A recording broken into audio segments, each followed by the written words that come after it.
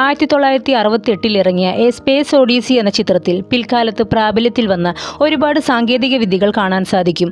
അതിൽ ചിലതാണ് artificial intelligence, space tourism, video calls, tablet computer, biometric security, ഇനിയുമുണ്ട് ഒരുപാട്. സത്യത്തിൽ ആപ്പിൾ ഐപാഡ് സ്റ്റീവ് ജോബ്സ് തന്നെയാണോ കണ്ടുപിടിച്ചത്?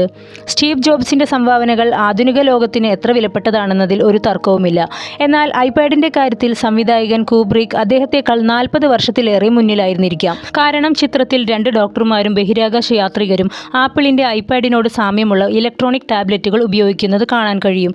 പല പുസ്തകങ്ങളിലും ചിത്രങ്ങളിലും മൂൺ ലാൻഡിങ്ങിനെ പ്രവചിച്ചിരുന്നെങ്കിലും ചന്ദ്രോപരിതലത്തിൽ നടക്കുന്ന സംഭവങ്ങളെ ചിത്രീകരിക്കുന്ന അവിസ്മരണീയമായ ചിത്രങ്ങളിൽ ഒന്നാണ് ഇത്.